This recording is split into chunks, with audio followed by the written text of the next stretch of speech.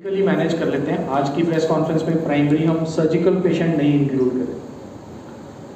अगर हम मेरा न्यूरोसर्जरी का एक्सपीरियंस स्टार्टेड इन 2008, तो 14 साल से out of 14 years 8 years I was at PGI Chandigarh में एज प्रोफेसर न्यूरोसर्जरी। उसके बाद में 6 साल 6.5 साल से मैं प्राइवेट में हूँ। पहले एल्केमिस्ट हॉस्पिटल पंचकुला में था, अभी करीबन 4 साल से मैं फोर्टिस मोहाली। स्पाइन की ट्रेनिंग मेरी लंदन में है, फ्रांस में है, सब जगह से। प्राइमरी मेरा एम ऑफ इंटरेस्ट स्पाइन है। अगर फोर्टिस मोहाली की बात करें तो फोर्टिस मोहाली में हमारे पास डेडिकेटेड स्पाइन यूनिट है। डेडिकेटेड स्पाइन यूनिट में we are 6 neuro and spine surgeons along with fellows, और एक डेडिकेटेड स्पाइन ऑपरेशन थिएटर है जिसमें सारी लेटेस्ट टेक्नोलॉजी या लेटेस्ट एडवांसमेंट्स हम ऑपरेशन थिएटर में रखते हैं। केस की बात करें तो स्पाइन टीबी को लेके स्पाइन टीबी, अगर लंग्स के बाहर की टीबी की बात करें तो सबसे कॉमन स्पाइन है जो ऑर्गन इन्वॉल्व होता है आउटसाइड लंग। 10% पेशेंट्स जो टीबी के हैं वो स्पाइन टीबी में आते हैं, और उनमें स्पाइन टीबी में प्रॉब्लम्स जो मोस्टली आती हैं पेशेंट्स बहुत कॉमनली बैक एक, लॉन्ग स्टैंडिंग बैक एक जो 6 महीने 8 महीने से चल रहा है, जो किसी भी मेडिसिन से ठीक नहीं हो रहा।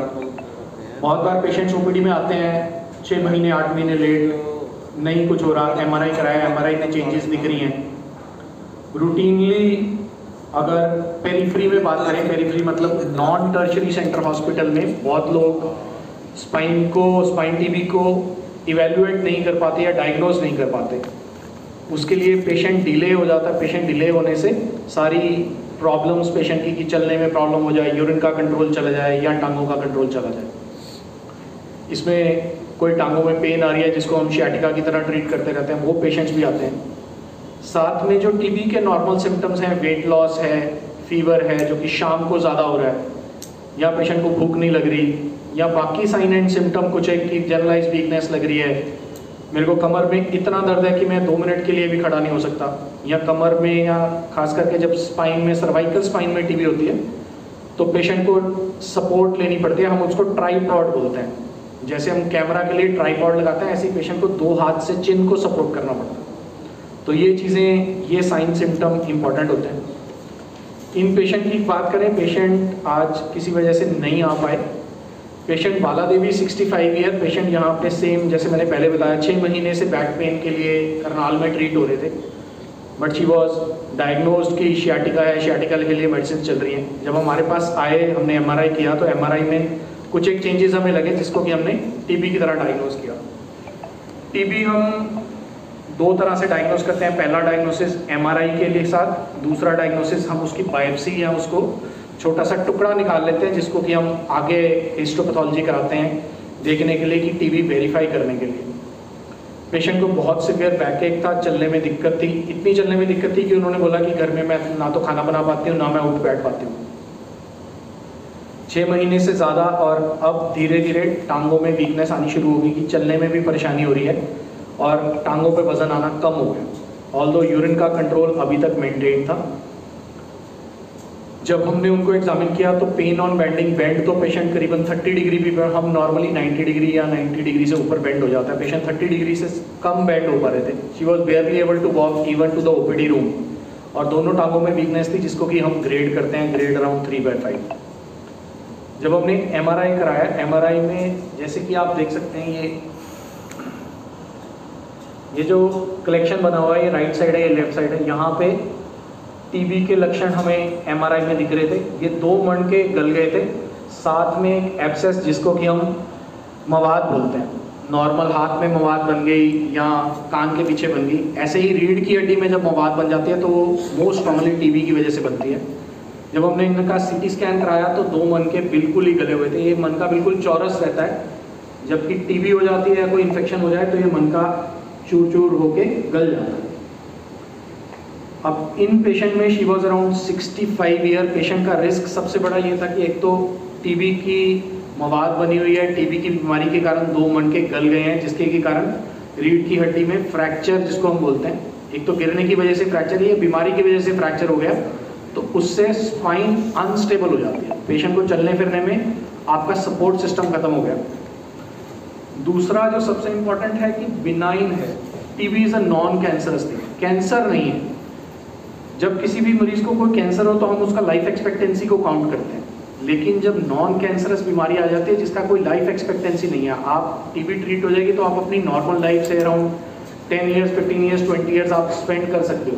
तो इसलिए उसको ट्रीट करना और ज़्यादा ज़रूरी हो जाता है कि पेशेंट टीबी की वजह से अगर टांगे की ताकत चली गई, अगर टीबी की वजह से पेशेंट चलने फिरने से बेड रिडन हो गया तो वो उसको अगले 15 से 20 से 25 साल झेलने पड़ेंगे। और तीसरी सबसे इम्पोर्टेंट कि दोनों टांगों का और दोनों यूरिन का कंट्रोल इसी जगह से चल रहा है, अगर उसमें कोई भी डैमेज हो जाता है तो उसका खतरा बहुत ज़्यादा है। अब यहाँ पे जो हमने टेक्निक इस्तेमाल की उसको न्यूरो नेविगेशन गाइडेड टेक्निक बोलते हैं। नेविगेशन को हम हमेशा GPRS से कंपेयर करते हैं। हम फ़ोन में, कार में, किसी भी चीज़ पे GPRS लगाते हैं। GPRS से हम अपनी यहाँ से अगर मुझे कल्पना चावला मेडिकल कॉलेज जाना है तो हम उसको GPRS पे लगाते हैं, वो राइट एंड लेफ्ट डायरेक्शन बताता रहता है। सेम ब्रेन और स्पाइन में GPRS हमें नेविगेट करवाता है। हम उसको पहले एक MRI करके उसको CD में लोड कर लेते हैं। लोड करने के बाद MRI हमें गाइडेंस देता रहता है कि हमें किस जगह पे जाना है। ऑल्दो इन पेशेंट्स में हमने सर्जरी नहीं की, बट इनमें हमने नेविगेशन गाइडेड बायोप्सी की। नेविगेशन गाइडेड बायोप्सी का risk of failure is less than 1%। 99% chance of hitting the target, क्योंकि आपको एग्जैक्ट डायमेंशन कि कितना डीप जाके आपको बायोप्सी लेनी है, कितना राइट और लेफ्ट जा सकते हो, और कितना जो पस की कलेक्शन बनी हुई है वो कितनी आप निकाल दी है या कितनी बच गई है, वो सारी चीज़ें हमें गाइड कर सकता है। ऐसे ही इन केस अगर हमें किसी पेशेंट में स्पाइन में स्क्रू डालने पड़ते हैं या स्पाइन फिक्सेशन करनी पड़ती है, जैसे इन पेशेंट में भी अगर टीबी और बढ़ जाती है डिस्पाइट मेडिसिन तो हमें स्पाइन को फिक्स करना पड़ता है, स्टेबल करना पड़ता है। तो उसके लिए हमें नेविगेशन गाइडेड स्क्रूज हम डाल सकते हैं जिसकी failure rate is less than again 1%। तो ये सारी चीज़ें नेविगेशन के साथ बहुत ही ईजी हो जाती है। इन पेशेंट में सबसे अच्छी बात सर्जरी वाज ओवर, जो हमारा सबसे बड़ा डर, सबसे बड़ा जो भी हम उसको मान लें कि सर्जरी से हम सब लोग डरते हैं, खास करके स्पाइन सर्जरी को लेकर। जब स्पाइन की टीबी होती है तो सर्जरी का रिस्क थोड़ा सा बढ़ जाता है। रीज़न भी बॉडी में कहीं पे भी इन्फेक्शन है, अगर उसमें हम सर्जरी करते हैं तो इन्फेक्शन बढ़ने का रिस्क हो जाता है। या तो हम पस निकालने के लिए सर्जरी करते हैं जिसका कि हमें नेविगेशन गाइडेड बायोप्सी के साथ पस एस्पिरेशन के साथ हमने पस निकाल लिया, तो इसलिए बल्क ऑफ टीबी हमने बाहर निकाल दिया। जो थोड़ा बहुत बचा हुआ उसको हम मेडिसिन से ट्रीट कर सकते हैं। लकीली इन पेशेंट को स्पाइनल इंस्टेबिलिटी इतनी ज़्यादा नहीं हुई कि हमें सर्जरी करनी पड़ी।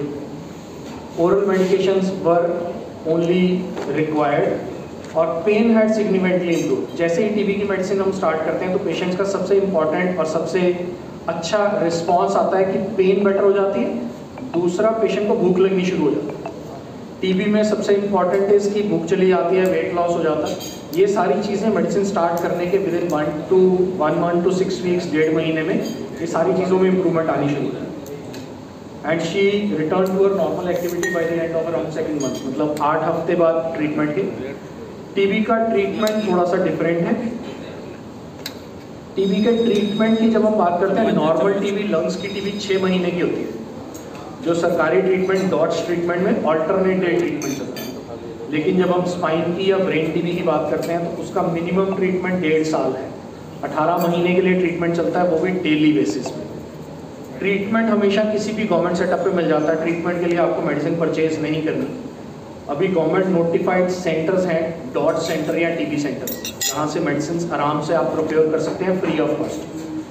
बट वो मेडिसिन डेली लेनी है और एक लिवर के टेस्ट एवरी 4 weeks 4 हफ्ते पे हमें करवाने पड़ते हैं, क्योंकि टीबी का मेडिसिन का सबसे बड़ा इफेक्ट लिवर पे पड़ता है। अगर वो ठीक है तो आफ्टर 1 year हम थोड़ी सी मेडिसिन कम कर देते हैं, बट मिनिमम ट्रीटमेंट इस फॉर 18 महीने 1.5 साल। मिथ्स ऑफ स्पाइन टीबी, जैसे हम स्पाइन सर्जरी को लेके या स्पाइन की किसी भी प्रॉब्लम को लेके जो हमारे मन में है, जो हमारे मन में डर है, उन चीज़ों को हम निगेट करने के लिए, जैसे स्पाइन टीबी इन्फेक्शियस है। जब भी पेशेंट मेरे पास ओपीडी में आता है उनका पहला सवाल क्या होता है कि हम इनके साथ रहते हैं, क्या हम किसी और को स्पाइन टीबी हो सकती है, क्या हम किसी और को टीबी की इन्फेक्शन छाती में टीबी हो सकती है। स्पाइन टीबी का फोकस बॉडी में कहीं से भी आता है, वो लंग से आ सकता है या पेट की आंतड़ियों से आ सकता है। लेकिन वो इन्फेक्शियस नहीं होती। घर में अगर एक मरीज़ को स्पाइन टीबी है तो किसी और को स्पाइन टीबी स्प्रेड होने का, जैसे कि लंग टीबी में खांसी से टीबी स्प्रेड होती है, स्पाइन में वो स्प्रेड नहीं होती। तो इसलिए हम आराम से उनको ट्रीट कर सकते हैं। आज से अगर हम पीछे चले जाएं करीबन 20 साल पहले लोग एंसिलरी ट्रीटमेंट ऑफ टीबी करते थे कि टीबी के लिए टीबी होम्स बने होते थे, जिसको टीबी एक बार डायग्नोज होगी वो उसी टीबी होम में रहेगा क्योंकि वहाँ पे और किसी को एक्सपोजर नहीं होगा। तो इसलिए स्पाइन टीबी के लिए वो चीज़ नहीं है, ऐसा सहना पड़ता है। लेकिन despite medical treatment there are around 10% patients जिनकी ट्रीटमेंट के बावजूद टीबी बढ़ जाती है। उन केसेस में कईयों में हमें स्पाइन फिक्सेशन या टीबी की जो पस कलेक्शन है उसको अगर नेविगेशन गाइडेड भी हम नहीं निकाल पाते हैं तो उसको निकालना है। Patients can not get complete cure, yes that is also wrong. Patients के लिए सबसे इम्पोर्टेंट, हम कई बार ये कह देते हैं कि स्पाइन डिस्क को लेके, स्पाइन ट्यूमर को लेके कि कोई भी बीमारी आ रही है उनमें से सबसे बेहतर और सबसे अच्छे आउटकम वाली बीमारी टीबी है। पेशेंट को हम ये कहते हैं कि अगर किस्मत अच्छी हुई तो टीबी निकल आएगी, क्योंकि टीबी का 100% क्योर पॉसिबल है विद ट्रीटमेंट। यस, ट्रीटमेंट 18 महीने की जगह 36 महीने भी हो सकता है। कुछ पेशेंट ऐसे हैं जिनको हमने 3 साल के लिए भी दवाई दी हुई, बट 100% क्योर रेट है और दोबारा होने के चांसेस बहुत ही कम है। और लास्टली, बेड रेस्ट बहुत प्रोलॉन्ग नहीं करना पड़ता। पेशेंट अराउंड 6 वीक्स में, अगर पेशेंट अर्ली डायग्नोज हो जाता है तो वो within 1 week to 10 days में भी एम्बुलेट हो सकता है, अपना नॉर्मल कामकाज कर सकता है।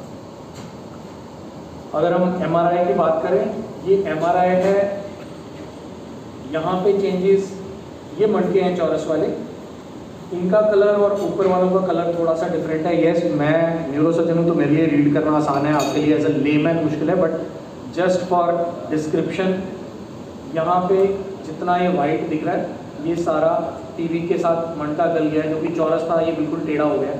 तो यहाँ पे रिस्क है कि ये कोलैप्स हो जाए और यहाँ पे नसें बच जाए।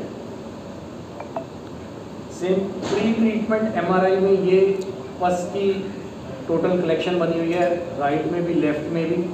और जब हमने ट्रीट कर दिया अराउंड 6 मंथ्स लेटर की है, 6 मंथ्स लेटर में ये पस की कलेक्शन गायब होगी और ये मटका हील होना शुरू हो गया धीरे धीरे। अगर इंस्टेबिलिटी की बात करें तो यहाँ पे सेम, और ये हील्ड वाले में जितनी वाइटनेस कम हो जाती है उतना हीलिंग वाला है।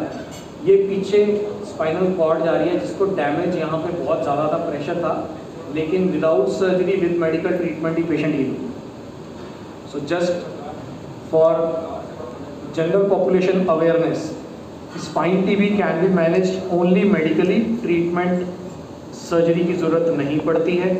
Timely intervention is very important. This patient although came to us 6 months later, but इनमें भी 6 महीने में भी टीबी का डैमेज इतना नहीं हुआ कि टांगे रुक गई। एटलीस्ट टांगों में पावर थी, जो कि धीरे धीरे बेड ट्रीटमेंट वापस हो गया। Treatment is for minimum of 18 months, 1.5 साल के लिए, and patients can attain their normal life once the TB treatment is started. Starting from 6 हफ्ते टू 3 महीने से अपना नॉर्मल उस पर आ जाते हैं। कोई बैक सपोर्ट की ज़रूरत नहीं है, कोई सर्जरी की ज़रूरत नहीं है। सर्जरी की requirement less than 10% patients. Thank you. कोई भी कारण से हमारी बॉडी की इम्यूनिटी कम हो जाए, चाहे वो लॉन्ग स्टैंडिंग बुखार चल रहा है, चाहे हमारा किसी भी लिवर की, किडनी की प्रॉब्लम की वजह से वेट लॉस होना शुरू हो गया। टीबी मोस्टली उन पेशेंट्स में होती है या तो स्पाइन में टीबी, या तो कहीं से पीछे से एक्सपोजर कोई आया हुआ है हमें, चाहे वो चेस्ट में फोकस है, चाहे वो लंग में फोकस है, लेकिन वो एक्टिव नहीं है। जैसी हमारी बॉडी की इम्यूनिटी कम होती है, कई पेशेंट्स हैं कैंसर वाले, कई पेशेंट्स हैं HIV वाले, कई पेशेंट्स को कीमोथेरेपी लग रही है फॉर सम रीज़न, उनकी बॉडी इम्यूनिटी कम हो जाती है, बॉडी की resistant to fight for infection कम हो जाती है। उन पेशेंट्स में टीबी के होने की पॉसिबिलिटी सबसे ज़्यादा नहीं हुई, क्योंकि अगर एक बार कोई भी इन्फेक्शन बॉडी में आ जाती है वो धीरे धीरे प्रोग्रेस करती रहती है। जैसे वो बढ़ती रहेगी तो सिम्टम बढ़ते रहेंगे। हम नॉर्मल पेन किलर देके उसको ट्राई करते हैं, हम नसों के पेन किलर देके ट्राई करते हैं, लेकिन वो प्रॉब्लम धीरे धीरे बढ़ती रहती है। सॉरी सर, डॉक्टर HS सोटी।